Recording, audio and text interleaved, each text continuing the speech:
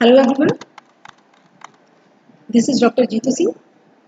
Today I will teach you Microeconomics, Introduction of Economics. First semester, first unit for Law Honors.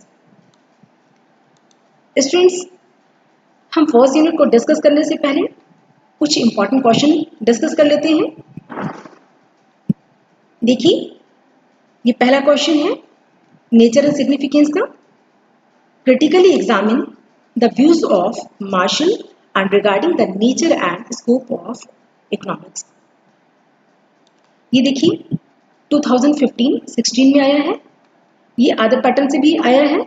Critically examine the views of Robbins regarding definition, nature and scope of economics. Do you think that Robbins' views are superior than Marshall in dealing the nature and scope of economics? ये 2015 में आया है। Next question, ये long question है सारे। Difference between micro macro economics, discuss their scope and limitations also. ये 2018 में आया है। माइक्रो इकोनॉमिक्स और मैक्रो इकोनॉमिक्स में डिफरेंस बताना है, लिमिटेशंस बताने हैं, स्कोप भी बताना है। Next question, economics is a concern with material welfare of human being. ये 2019 में आया है। अब मटेरियल वेलफेयर की बात किसने की है? मार्शल ने की है। ये मार्शल्स के व्यूज हैं। Next question, economics is a science concern with problem of choice. तो आपको पता होना चाहिए प्रॉब्लम ऑफ चॉइस के बारे में किसने बात की है? रॉबिन्स ने बात की है। 2019 में ये क्वेश्चन आया है। Next, explain relationship between economics and law. ये क्वेश्चन बहुत इंपॉर्टेंट है और ये देखिए 2015 में आया है, 16 में आया है, 19 में आया है, 17 में आया है, 18 में आया है। और ये क्वेश्चन जो है उसे इस पैटर्न में भी दिया गया है। ये शॉर्ट क्वेश्चन है। अब देखिए शॉर्ट क्वेश्चन, कुछ इंपॉर्टेंट क्वेश्चन है लाइक वेल्थ के बारे में किसने बात की है? एडम स्मिथ ने। ये 2015 में आया है। अपॉर्चुनिटी कॉस्ट, ये बहुत इंपॉर्टेंट क्वेश्चन है, ये कंटिन्यू आ रहा है, 2015 में आया है। मटेरियल वेलफेयर, भौतिक कल्याण के बारे में किसने बात की है? मार्शल ने बात की है। ये शॉर्ट क्वेश्चन है, 2015 में आया है। ब्लैक मनी 2016 में आया है, काला धन। अपॉर्चुनिटी कॉस्ट देखिए अगेन आया है 2016 में और 2015 में आया था। अवसर लागत, माइक्रो एंड मैक्रो इकोनॉमिक्स 2016 में आया है। Next, difference between direct and indirect tax, ये 2016 में आया है। प्रत्यक्ष और अप्रत्यक्ष कर के बारे में बताना है।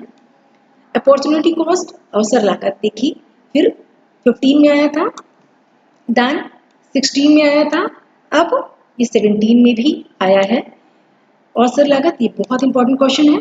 Next, stable and unstable equilibrium, ये 2017 एंड 18 में आया है। Next, static and dynamic equilibrium 2018। Positive economics. Next, problem of choice, चुनाव की समस्या। Next, concept of equilibrium. Next, micro and macro economics. Then opportunity cost, देखिए कंटिन्यू अपॉर्चुनिटी कॉस्ट आया है, कई बार आया है। इट मीन्स ये बहुत इंपॉर्टेंट क्वेश्चन है। चलिए आज का हमारा टॉपिक है nature and significance of economics. अब ये देखिए nature and significance of economics को किस किस तरह से क्वेश्चन इसके आ सकते हैं और किस तरह से आए हैं। देखिए, critically examine the views of martial and regarding the nature and scope of economics. ये 2013 में आया है, 14 में आया है, 16 में आया है। 13, 14, 15, 16। इसके बाद ये देखिए ये 17 में आया है। Same question, nature and significance, ये अदर तरीके से आया है। Critically examine the views of Robbins regarding definition, nature and scope of economics. Do you think that Robbins views are superior than Marshall in dealing the nature and scope of economics? ये है आपका economics is concern with material welfare of human being and economics is a science concern with problem of choice. And next question, what is wealth according to Adam Smith? ये short question है, अब ये आप देख सकते हैं कि जो nature and significance of economics है, इसी इतनी तरीके से इसकी क्वेश्चन आते हैं इस तरह से।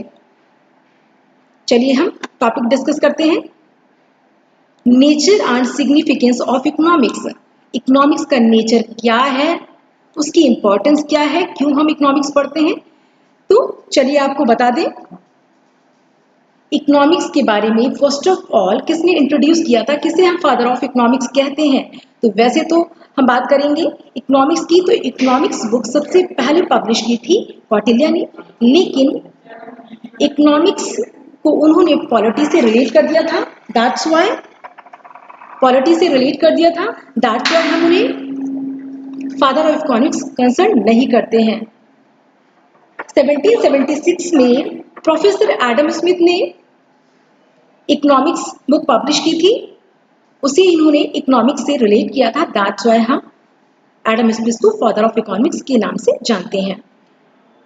अब व्हाट इज इकोनॉमिक्स, इकोनॉमिक्स क्या है, इकोनॉमिक्स का ओरिजिन कहाँ से हुआ है, चलिए देखते हैं। The word economics originates from Greek word economikos, which can be divided in two parts. पहला है ओकोस, देन नोमोस। ये दो शब्दों से मिलके बना है। अब ओकोस का मतलब क्या है, ओकोस का मतलब होता है होम, नोमोस का मतलब होता है मैनेजमेंट। अब इकोनॉमिक्स का एग्जैक्ट मीन क्या है, होम मैनेजमेंट से है, घर को मैनेज करने से है। अब आपके माइंड में क्वेश्चन आता होगा कि घर को मैनेज कौन करेगा, कैसे करेगा। तो घर का मैनेजमेंट घर का मुखिया करता है, घर का बड़ा करता है। उसके सामने प्रॉब्लम्स आती हैं, कैसी प्रॉब्लम कि जो लिमिटेड रिसोर्सेज हैं उनसे जो डिजायर्स हैं उनको कैसे फुलफिल किया जाए, ये सबसे बड़ी प्रॉब्लम है। और उस प्रॉब्लम को वो सॉल्व करते हुए इकोनॉमिक्स के द्वारा वो सारी चीजों को सॉल्व करता है, और इस तरह से हम इकोनॉमिक्स को पढ़ते हैं। अब हम बात करेंगे economics as a science and art. अब इकोनॉमिक्स साइंस है या आर्ट है, चलिए तो देख लेते हैं। इकोनॉमिक्स एज अ साइंस क्या क्या इसके फीचर्स हैं। तो पहला फीचर्स है आपका, it is based on systematic study of knowledge और फैक्ट्स। कहने का मतलब ये है कि जो साइंस है, साइंस की सबसे पहली विशेषता, सबसे पहला फीचर है कि जो भी साइंस में स्टडी की जाती है वो सिस्टमैटिक होता है, फ्रॉम स्टार्टिंग टू एंड होता है। और जो भी स्टडी करते हैं, जो भी हम नॉलेज जो कलेक्ट करते हैं वो फैक्ट के साथ करते हैं, तथ्यों के साथ करते हैं। नेक्स्ट फीचर है साइंस का, it develops correlationship between causes and effects. अब हम बात करें साइंस की नेक्स्ट फीचर की, तो इसमें अंतर संबंध पाया जाता है किसके बीच, कॉजेज एंड इफेक्ट्स के बीच। अब कॉजेज एंड इफेक्ट्स के बीच अंतर संबंध कैसे पाया जाता है, जैसे आपने देखा होगा फिजिक्स में कि अगर कोई चीज ऊपर थ्रो की जाती है तो ऑल ऑफ सडन वो डाउन साइड आती है।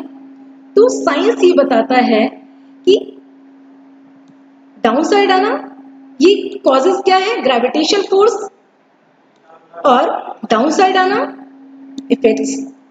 तो ये तो फिजिक्स साइंस बताता है। नेक्स्ट फीचर है, और the laws are universally accepted. Science में हम जितने भी लॉज पढ़ते हैं वो यूनिवर्सली एक्सेप्टेड होते हैं। Next, capability of measurement. Economics science की अगर हम बात करें तो साइंस में मेजरमेंट की भी कैपेबिलिटी होती है। कैसे, आपने देखा होगा कि साइंस में मेजर करने के लिए स्पेसिफिक टूल्स यूज किए जाते हैं। जैसे अगर किसी की बॉडी का टेम्परेचर मेजर करना है तो उसके लिए थर्मामीटर यूज होता है। अगर एयर के प्रेशर को मेजर करना है तो उसके लिए बैरोमीटर यूज किया जाता है। तो हम कह सकते हैं कि साइंस में जो भी इंस्ट्रूमेंट फॉर मेजरिंग यूज किए जाते हैं वो 100% राइट होते हैं। Next, ability to future predictions. अब साइंस में फ्यूचर को प्रेडिक्ट करने की क्वालिटी पाई जाती है। अब प्रेडिक्शन, कैसे प्रेडिक्शन, अगर हम बात करें वेदर फोरकास्टिंग की तो आप सभी जानते हैं, अगर मौसम विभाग जानकारी देता है, प्रेडिक्शन किया जाता है कि अगले 3 दिन लगातार बारिश होगी, तो क्या होता है, प्रेडिक्शन राइट होता है। अब किसी सब्जेक्ट को हम साइंस की कैटेगरी में लाने के लिए देखेंगे कि क्या ये फीचर्स इकोनॉमिक्स में भी हैं। चलिए तो देखते हैं। पहला फीचर है सिस्टमैटिक स्टडी ऑफ नॉलेज। क्या ये इकोनॉमिक्स में फीचर पाया जाता है जो साइंस में है? यस, पाया जाता है। कैसे? आप इकोनॉमिक्स में जो भी चीजें स्टडी करते हो, जो भी थ्योरी स्टडी करते हो, कैसे करते हो? एक सिस्टमैटिक वे में करते हो।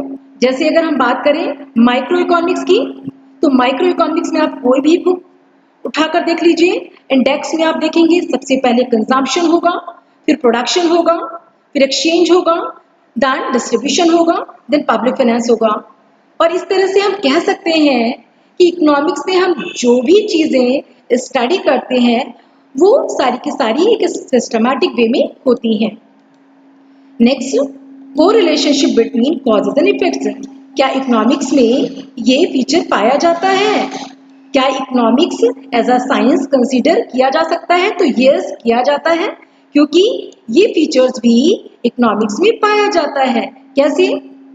आप सभी जानते हैं लॉ ऑफ डिमांड की अगर हम बात करें, मांग के नियम की या मांग के सप्लाई, तो आपने मांग के नियम में देखा होगा कि अगर किसी पर्टिकुलर प्रोडक्ट का प्राइस डिक्रीज करता है तो ऑल ऑफ सडन उसकी जो क्वांटिटी डिमांड होती है वो इंक्रीज करती है। तो कॉजेज क्या है? प्राइस का डिक्रीज करना। इफेक्ट्स क्या है? क्वांटिटी डिमांड का इंक्रीज होना। तो इकोनॉमिक्स में भी ये फीचर पाया जाता है। Next, universally accepted laws. अगर हम लॉज की बात करें तो इकोनॉमिक्स में भी जो लॉज हम पढ़ते हैं वो यूनिवर्सली एक्सेप्टेड होते हैं। यस, होते हैं। कैसे? अगर हम बात करें लॉ ऑफ डिमांड की, तो मांग का नियम ऐसा नहीं है कि इंडिया में लॉ ऑफ डिमांड कुछ और तरीके से फॉलो किया जाता है और अदर कंट्री में और किसी तरीके से फॉलो किया जाता है। ऐसा नहीं है। जो रूल्स इंडिया में फॉलो किए जाते हैं लॉ ऑफ डिमांड के, वही अदर कंट्री में भी फॉलो किए जाते हैं। इसलिए हम कह सकते हैं कि जो लॉज हैं इकोनॉमिक्स में वो यूनिवर्सली एक्सेप्टेड होते हैं। Next, measurement. जिस तरह से साइंस में मेजर करने के लिए पर्टिकुलर इंस्ट्रूमेंट यूज किए जाते हैं, टूल्स यूज किए जाते हैं, उसी तरह से इकोनॉमिक्स में भी मेजरिंग के लिए as a tools, money as a tools use किया जाता है फॉर प्रोडक्शन को मेजर करने के लिए। Next, future prediction. इकोनॉमिक्स में भी प्रेडिक्शंस देखने को मिलते हैं। जैसे अगर हम बात करें प्रेजेंट सिचुएशन की, कि प्रेजेंट सिचुएशन में हमारी इकोनॉमिक ग्रोथ इतनी है, हमारी कंट्री की जीडीपी इतनी है, फॉर फ्यूचर इतनी होगी। तो ये भी प्रेडिक्शन राइट होते हैं, बट कितने होते हैं ये हम आगे बात करेंगे। अब क्या ये जो भी फीचर्स हम देख रहे हैं इसके अकॉर्डिंग कह सकते हैं कि जो इकोनॉमिक्स है as a perfect science consider किया जाता है? तो इकोनॉमिक्स एक परफेक्ट साइंस की कैटेगरी में नहीं आता है। क्यों? क्योंकि इसकी कुछ लिमिटेशंस हैं, कुछ कमियां हैं। दैट्स व्हाई हम इकोनॉमिक्स को एज अ परफेक्ट साइंस नहीं कह सकते हैं। ठीक है, ये क्या होगा फिर? ये एक सोशल साइंस होगा, सामाजिक विज्ञान का विषय होगा। अब ये परफेक्ट साइंस क्यों नहीं है, चलिए देख लेते हैं। जैसे हम बात करते हैं यूनिवर्सली एक्सेप्टेड लॉज, कि जो लॉज होते हैं वो यूनिवर्सली एक्सेप्टेड होते हैं। लेकिन आपको बता दूं कि जैसे अगर हम मांग के नियम की बात कर रहे थे, तो आपने देखा होगा मांग के नियम की कुछ एक्सेप्शंस होते हैं। एक्सेप्शन क्या होते हैं कि जो कॉम्प्लीमेंट्री गुड्स होते हैं, जो सब्स्टिट्यूट गुड्स होते हैं, उनकी जो प्राइस होती है वो कांस्टेंट होती है, और जो कंज्यूमर की इनकम होती है उसे भी कांस्टेंट मान लिया जाता है। जबकि होता क्या है, अदर कंट्री या अदर एरिया में आप देखेंगे कि जो कॉम्प्लीमेंट्री गुड्स हैं, जो सब्स्टिट्यूट गुड्स हैं, या कंज्यूमर का जो इनकम है वो वेरी करता है। इस तरह से हम कह सकते हैं कि जो ये लॉज होते हैं वो यूनिवर्सली एक्सेप्टेड नहीं होते हैं, किसमें? इकोनॉमिक्स में। नेक्स्ट, मेजरमेंट करने के लिए हम money as a tools use कर रहे हैं, और आपको बता दें कि जो मनी है उसका सेल्फ का ही वैल्यू कांस्टेंट नहीं है, और जब किसी चीज का वैल्यू सेल्फ में भी कांस्टेंट नहीं है तो हम कैसे कह सकते हैं कि उससे हम जो भी चीजें मेजर कर रहे हैं वो उनमें एक्यूरेसी होगी। दैट्स व्हाई हम इकोनॉमिक्स को as a perfect science consider नहीं करते हैं। नेक्स्ट, फ्यूचर प्रेडिक्शन की अगर हम बात करें तो इकोनॉमिक्स में जो भी प्रेडिक्शन किए जाते हैं वो 100% राइट नहीं होते हैं। फॉर एग्जाम्पल 2016-17 में IMF ने प्रेडिक्शन किया था कि इंडिया की जो ग्रोथ रेट है वो 7.6% जाएगी, लेकिन इंडिया की ग्रोथ रेट 7.1% तक ही कांस्टेंट हो गई। इसका मतलब ये है कि इकोनॉमिक्स में जो भी प्रेडिक्शन किए जाते हैं, जो भी फ्यूचर प्रेडिक्शन किए जाते हैं वो 100% राइट नहीं होते हैं। दैट्स व्हाई हम इकोनॉमिक्स को as a social science consider करते हैं। अब सोशल साइंस क्यों है? तो आपको बता दूं कि सोशल साइंस इसलिए है क्योंकि हम इकोनॉमिक्स में सोशल एक्टिविटीज, ह्यूमन एक्टिविटीज की स्टडी करते हैं। चलिए, इकोनॉमिक्स को एज अ आर्ट भी माना गया है। चलिए, आर्ट की क्या क्या स्पेशलिटी है, क्या क्या फीचर्स है, चलिए देख लेते हैं। इकोनॉमिक्स को एज एन आर्ट कंसीडर किया गया है। क्यों किया गया है? आर्ट में क्या खासियत होती है? क्या जो आर्ट में होती है वही इकोनॉमिक्स में भी पाई जाती है? तो यस, पाई जाती है। Like first, art is practice of knowledge. कहने का मतलब है कि आर्ट में हम जो भी नॉलेज गेन करते हैं उसे हम अपनी अकॉर्डिंग उसे अप्लाई करते हैं। फॉर एग्जाम्पल, अगर कोई स्टूडेंट्स बीटेक करने के बाद, इंजीनियरिंग करने के बाद कोई जॉब करता है और उस जॉब में जो भी काम मैन्युफैक्चरिंग का उसे मिलता है उसे क्या करता है, उसे अपनी नॉलेज के साथ, परफेक्शन के साथ उसे कंप्लीट करता है। इट मीन्स वहां पे वो अपनी नॉलेज को अप्लाई करता है। Next, how do we use our knowledge to solve a problem comes under art. जैसा कि आप सभी जानते हैं कि आर्ट में हम प्रॉब्लम का सॉल्यूशन भी अपने अकॉर्डिंग देखते हैं। It involves creativity. अब आर्ट में हम क्रिएटिविटी के साथ भी चीजों को प्रेजेंट करते हैं और इकोनॉमिक्स में भी क्रिएटिविटी के साथ हम प्रेजेंट करते हैं। अब आर्ट में क्रिएटिविटी, किसी भी काम को करने के कई मेथड्स होते हैं। एक ही काम को कई तरीके से किया जा सकता है, क्रिएटिविटी के साथ किया जा सकता है। फॉर एग्जाम्पल, अगर आपके पास 5 मिनट का टाइम है और आपको बहुत तेजी से भूख लगी है तो आप क्या यूज करोगे? प्रेशर कुकर का यूज करोगे। तो ये क्या है? आपको पता है कि हमें क्रिएटिविटी के साथ कैसे अच्छे से प्रेजेंट करना है चीजों को। लेकिन अगर आपके पास बहुत टाइम है तो आप क्रिएटिविटी के साथ उसे अच्छे से प्रेजेंट करेंगे। तो इस तरह से हम कह सकते हैं कि इकोनॉमिक्स एक आर्ट का सब्जेक्ट भी माना जाता है। Next, unique to individual. अब आर्ट में हम जो भी चीजें स्टडी करते हैं वो इंडिविजुअल टू पर्सन वेरी करती हैं। जैसे सभी के काम करने का जो पैटर्न होता है वो डिफरेंट होता है। मान लीजिए, अगर किसी बच्चे, मान लीजिए एक पर्टिकुलर सिलेबस है लॉ का और बहुत सारे स्टूडेंट्स सेम सिलेबस को फॉलो करते हैं, लेकिन जब वो एग्जाम में उस पैटर्न को आंसर के थ्रू लिखते हैं तो सभी के जो लिखने का पैटर्न होता है वो डिफरेंट होता है। तो इस तरह से हम कह सकते हैं कि इकोनॉमिक्स जो है वो एक आर्ट का भी सब्जेक्ट है। अब इकोनॉमिक्स में क्या क्या ऐसी स्पेशलिटी है? जैसे हम प्रॉब्लम्स की बात कर रहे थे, तो इकोनॉमिक्स में भी प्रॉब्लम्स का सॉल्यूशन क्रिएटिवली तरीके से निकाला जा सकता है। कैसे? जैसे हम आर्ट में बात कर रहे थे कि हम प्रॉब्लम का सॉल्यूशन निकालते हैं, ठीक है, अपने नॉलेज को अप्लाई करते हैं। कैसे इकोनॉमिक्स में हम करते हैं? तो आपको बता दूं कि इकोनॉमिक्स में भी बहुत सारी प्रॉब्लम्स होती हैं, लाइक पॉवर्टी की प्रॉब्लम, अनएम्प्लॉयमेंट की problem, inflation, deflation, deficit rate और फिस्कल ट्रेड्स। इस तरह की इनइक्वालिटी की प्रॉब्लम, इस तरह की बहुत सारी समस्याएं कंट्री में देखने को मिलती हैं। मान लीजिए हमें इनइक्वालिटी की प्रॉब्लम को इकोनॉमिक्स के तरीके से आर्ट के साथ सॉल्व करना है तो कैसे करेंगे? मान लीजिए एक ए क्लास है, दूसरा बी क्लास है, और ए क्लास हाई क्लास है, बी क्लास डाउन है, लो क्लास है, तो उनके बीच बहुत सारी डिस्पैरिटी है। अगर हमें उस डिस्पैरिटी को, उस गैप को अगर मेंटेन करना है तो कैसे करेंगे?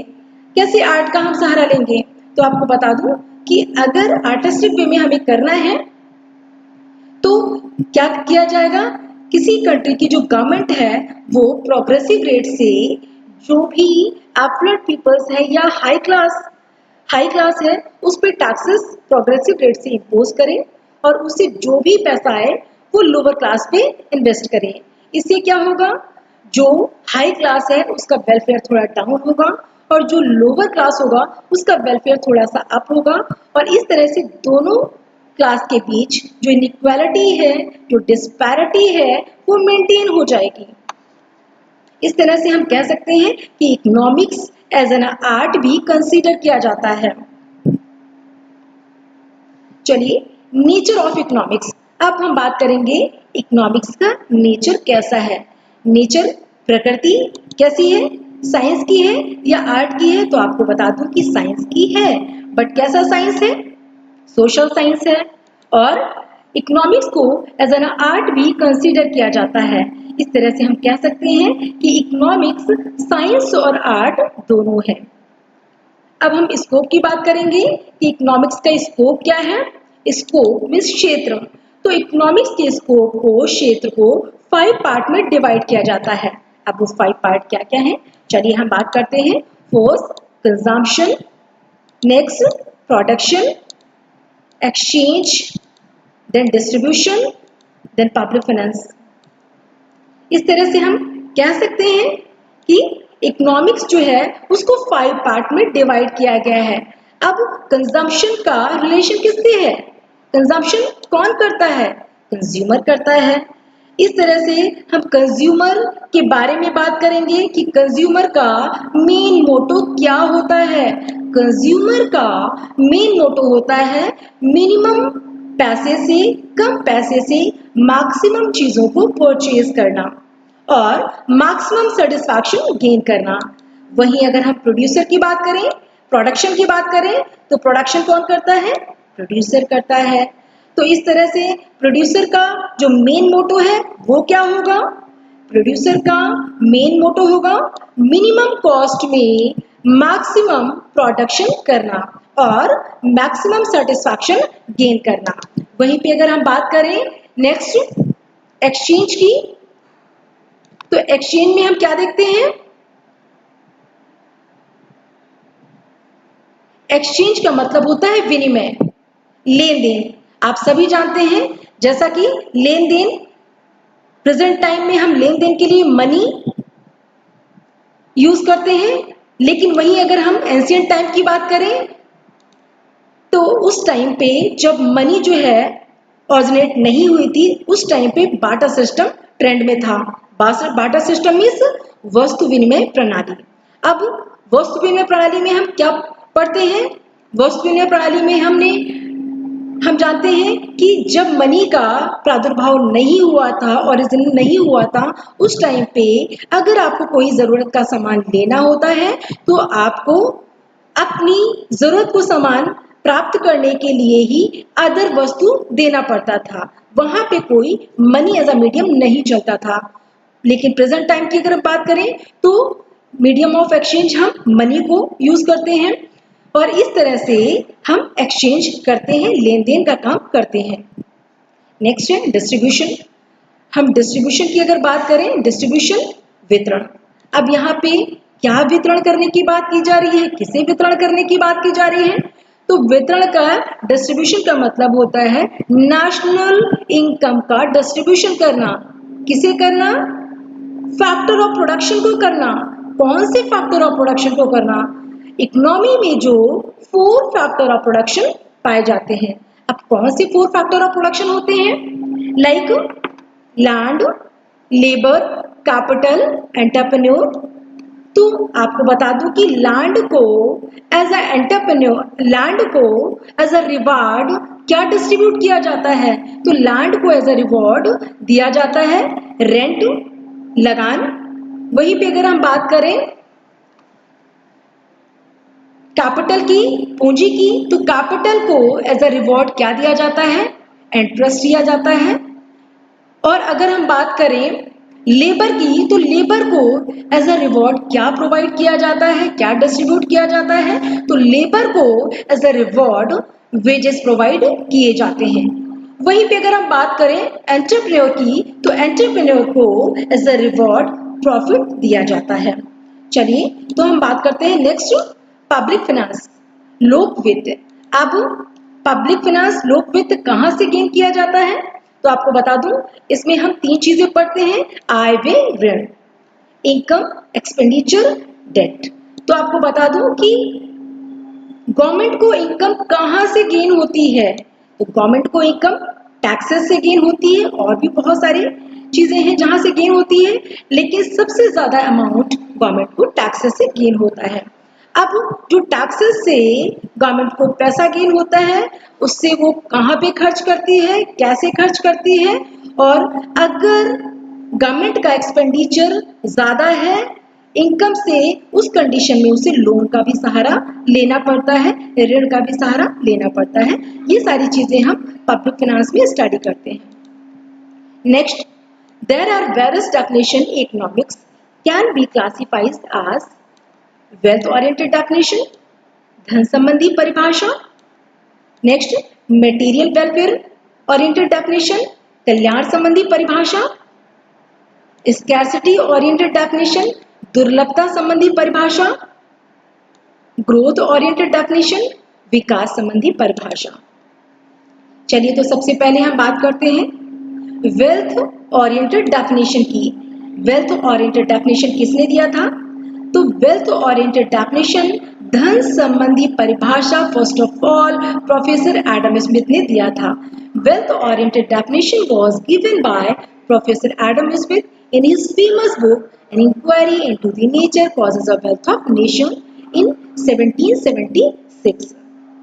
1776 में इन्होंने धन संबंधी परिभाषा दी थी। किसने? एडम स्मिथ ने। किसमें दिया था? An Inquiry into the Nature Causes of Wealth of Nation।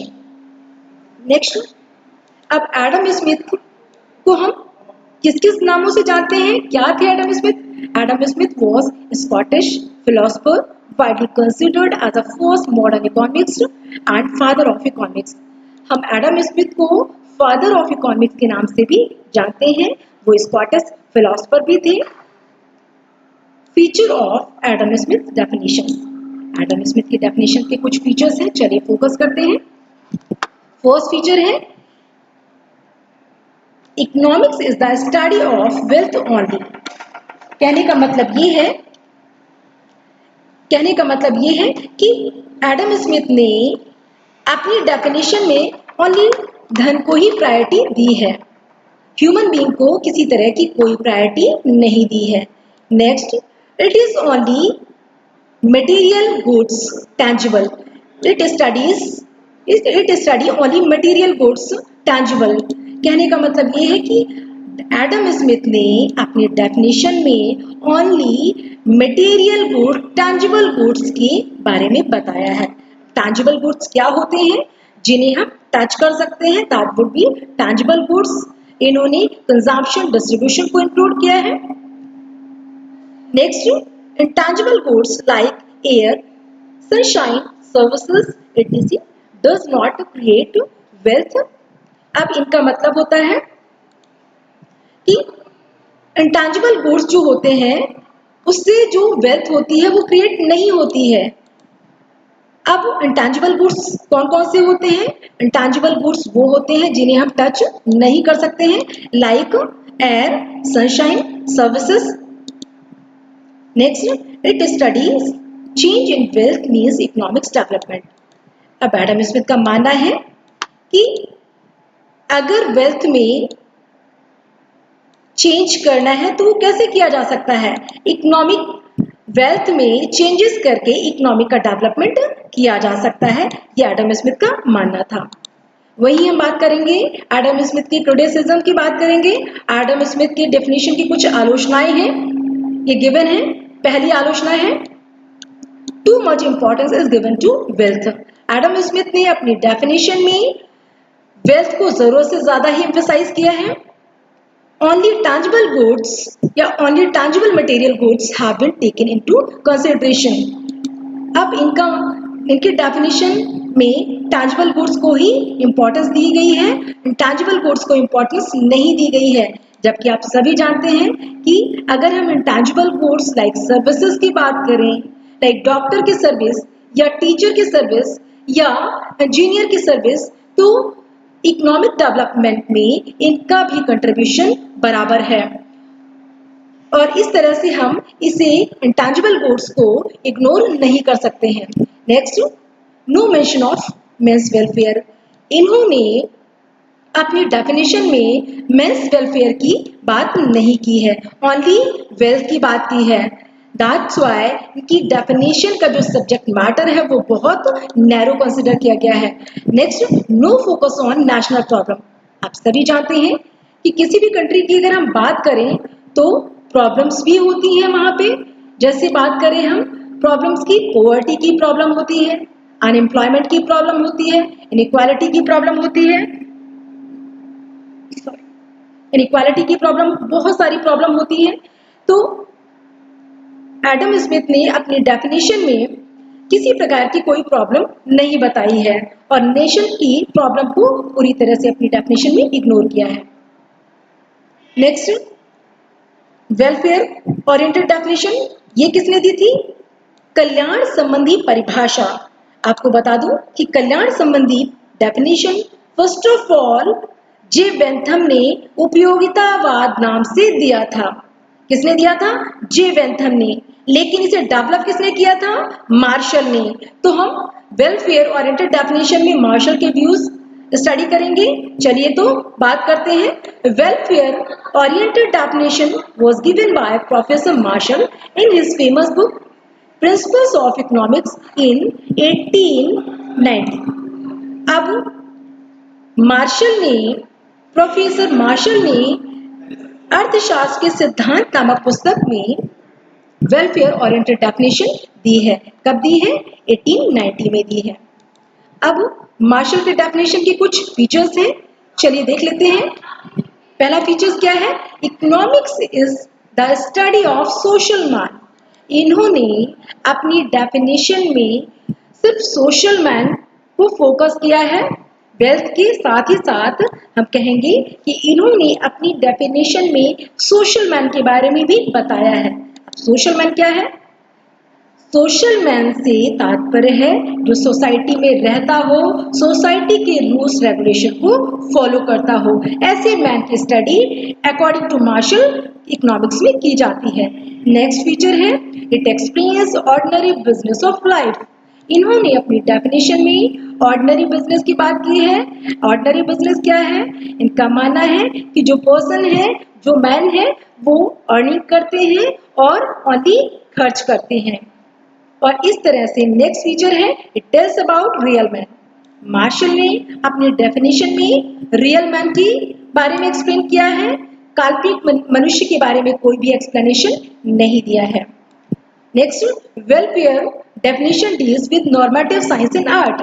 Martial की जो डेफिनेशन है वो नॉर्मेटिव साइंस एंड आर्ट को भी डील करता है।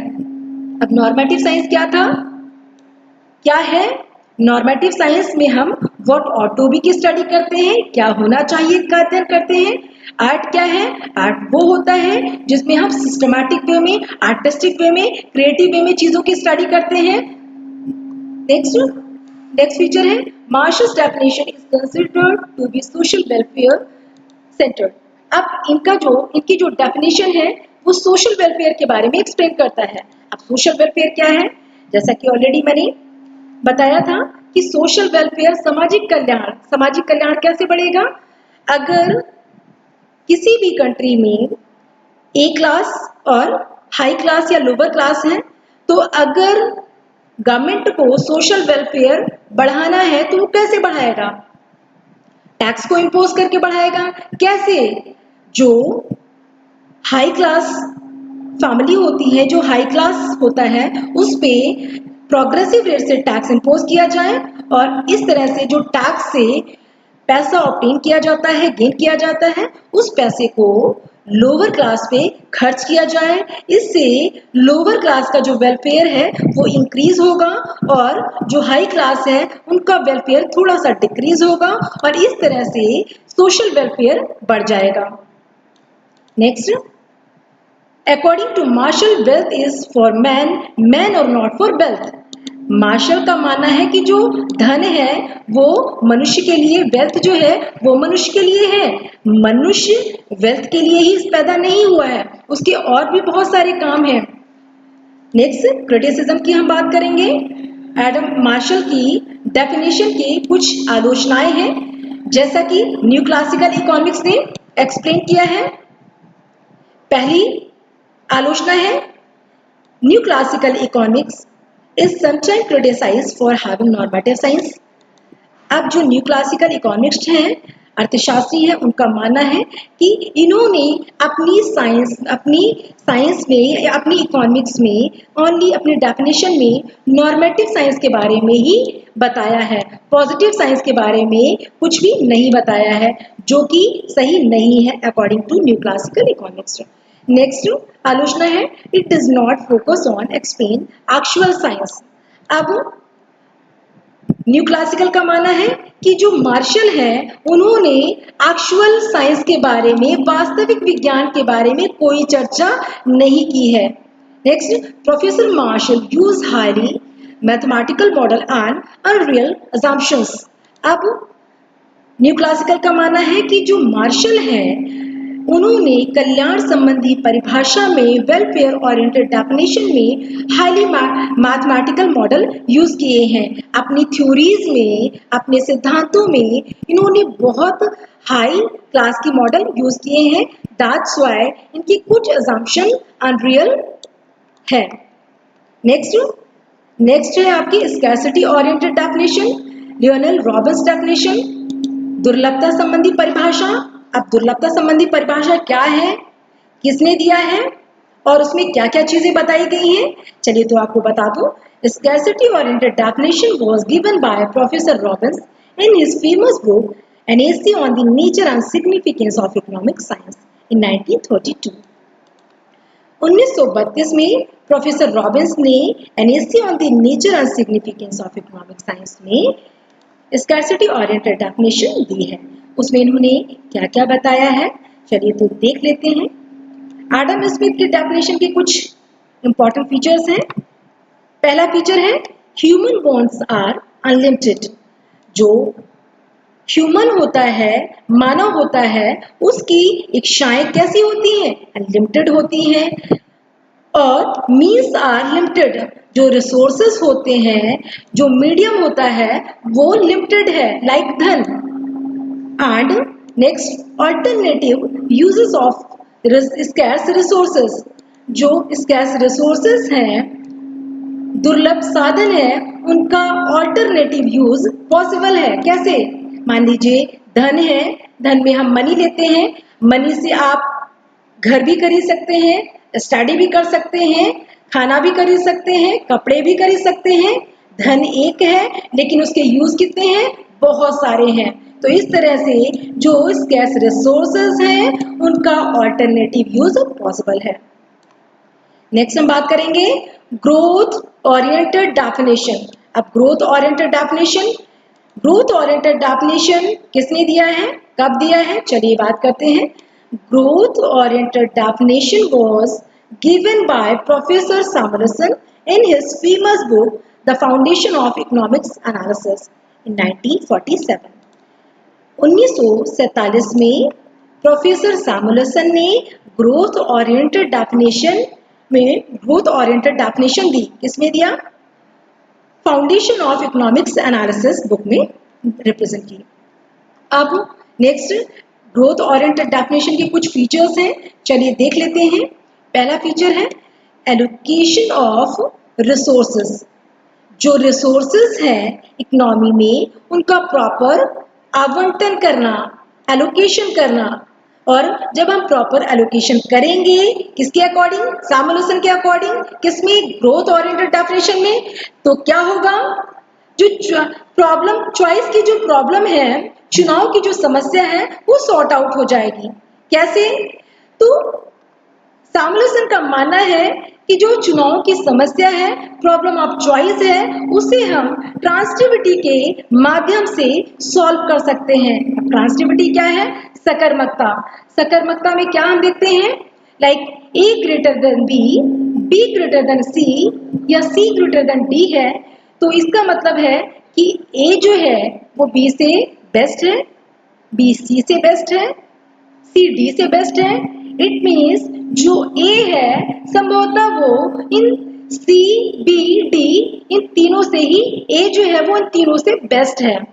और इस तरह से जब हमारे पास ट्रांसिटिविटी है तो उसके बेसिस पे हम चॉइस कर सकते हैं और प्रॉब्लम ऑफ चॉइस की जो प्रॉब्लम है वो सॉल्व हो जाएगी। और इस तरह से हम जो रिसोर्सेज हैं इकोनॉमी में उनका प्रॉपर यूटिलाइजेशन कर सकते हैं। और जब प्रॉपर यूटिलाइजेशन होगा, फुल यूटिलाइजेशन होगा, इससे क्या होगा, जो रिसोर्सेज हैं उनमें इम्प्रूवमेंट होगा। और जब इम्प्रूवमेंट होगा तो क्या होगा, इकोनॉमिक डेवलपमेंट होगा। और इस तरह से ग्रोथ संभव है इकोनॉमी की। नेक्स्ट कुछ डिफरेंसेस हैं Marshall views and Robbins views की। चलिए देख लेते हैं क्या क्या डिफरेंसेस हैं। जो मार्शल के व्यूज हैं वो क्या है, रॉबिन्स के व्यूज हैं वो क्या है। चलिए first point, economic activities.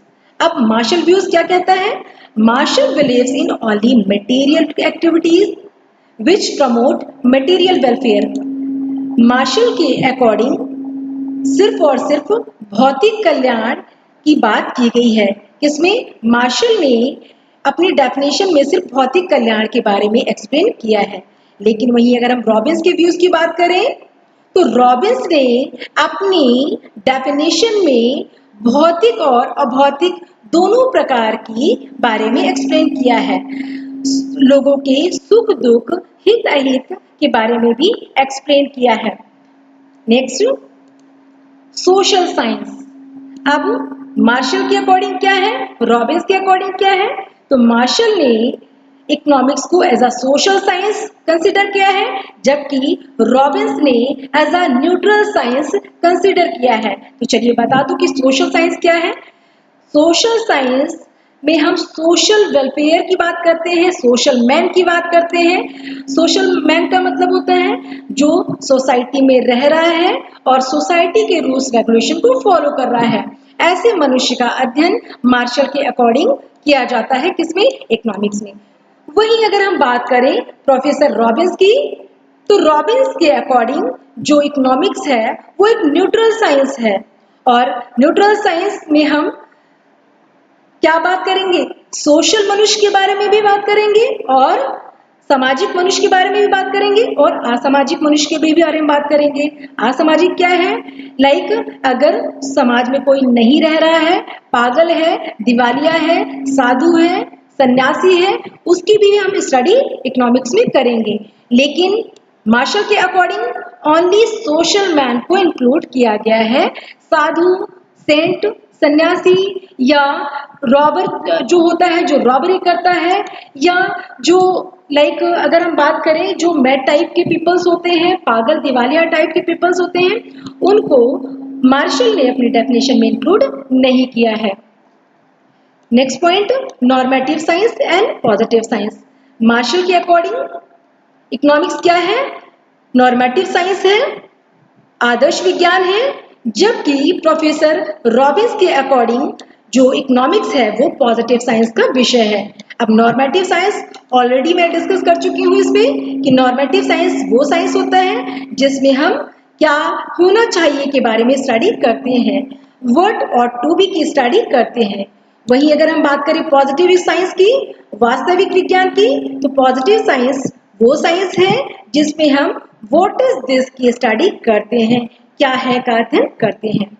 Next classification universally martial ने material goods and non material के बारे में क्लासिफिकेशन दिया है और इन्होंने रॉबिन्स का मानना है कि हमें क्लासिफाइड करने की जरूरत नहीं है, किसी मटेरियल एंड नॉन मटेरियल को भौतिक और अभौतिक को क्लासिफाइड करने की जरूरत नहीं है। क्यों नहीं है? रॉबिन्स का मानना है it is a universally phenomena, ये यूनिवर्सली फिनोमेना है, दैट्स व्हाई हमें इसे क्लासिफाइड करने की जरूरत नहीं है।